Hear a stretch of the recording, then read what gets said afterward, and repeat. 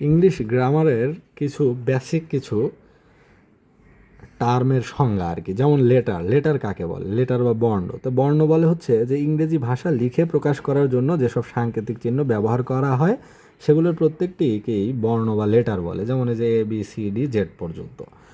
অর্থাৎ ভাষাকে লিখে প্রকাশ করার জন্য যেসব সাংকেতিক চিহ্ন ব্যবহৃত হয় সেগুলো হচ্ছে বর্ণ বা লেটার।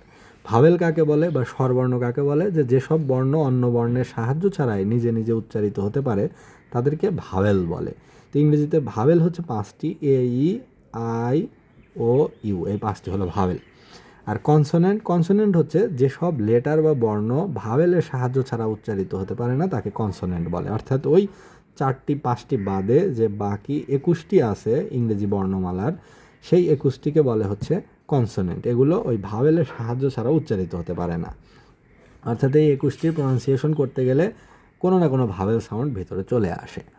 ওয়ার্ড কাকে বলে, যে একাধিক বর্ণ বা লেটার পাশাপাশি বসে যখন কোনো অর্থ প্রকাশ করে তখন তাকে ওয়ার্ড বা শব্দ বলে। তাহলে ওয়ার্ড হচ্ছে is a combination of letters, বেশ কিছু লেটার বা বর্ণের একটি মিলিত হয়ে একটি ওয়ার্ড গঠিত হতে পারে।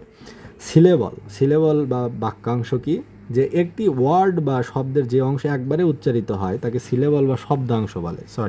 সিলেবল হলো শব্দাংশ, মানে একটি শব্দকে উচ্চারণ ওয়াইজ যে ভাগ করা হয় কয়েকভাবে, সেটা যেমন নামবার দুইটা ভাগ, এই প্রত্যেকটা ভাগকে বলা হয় সিলেবল। সেন্টেন্স কাকে বলে, যে শব্দ সমষ্টি বা গ্রুপ অফ ওয়ার্ডস একটি বিশেষ নিয়মে একত্রে মিলিত হয়ে একটি পূর্ণ অর্থ বা ভাব প্রকাশ করে তাকে সেন্টেন্স বলে। অর্থাৎ সেন্টেন্স হচ্ছে এ গ্রুপ অফ ওয়ার্ডস, কিন্তু যেটি একটি কমপ্লিট মিনিং, একটি পূর্ণাঙ্গ মিনিং প্রকাশ করবে সেটি হলো সেন্টেন্স। এলোমেলো শব্দ একসাথে করে ওটা সেন্টেন্স হবে না। সেন্টেন্স হতে গেলে অবশ্যই তাকে মিনিংফুল, অর্থপূর্ণ হতে হবে। নাম্বার কাকে বলে, যে নাউন বা প্রোনাউনের যে রূপ দ্বারা আমরা এক বা একের অধিক বুঝতে পারি তাকে নাম্বার বা বচন বলে। অর্থাৎ সংখ্যার ধারণা, যেটা কি সিঙ্গুলার এক বচন না বহু বচন প্লুরাল, অর্থাৎ একটা দুইটা তিনটা না কয়টা, এটা যেটা দ্বারা সংখ্যা বোঝা যায়, নাউন বা প্রোনাউনের সংখ্যা বোঝা যায় যেটি দ্বারা, সেটিকে বলা হয় নাম্বার।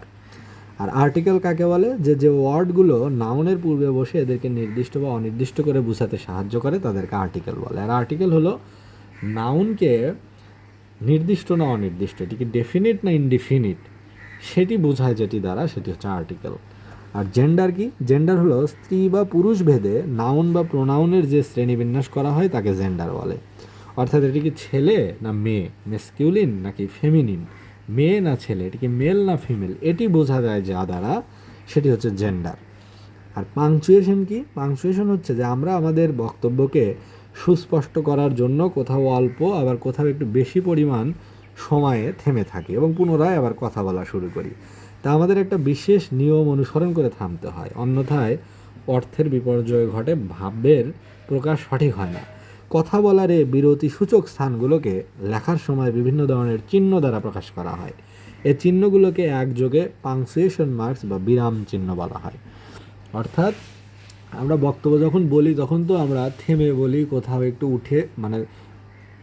উঠিয়ে বলি, কোথাও একটু নামিয়ে বলি, স্বরের ওঠানামা করি, কোথাও একটু গ্যাপ দেই, কোথাও একটু চুপ হই, আবার কোথাও জোরে বলি, আস্তে বলি। তো সেখানে বলার সময় আমাদের ভাব বিভিন্ন রকমের হয় এবং সেখানে আমরা কোথাও বেশি থামি, কোথাও কম থামি।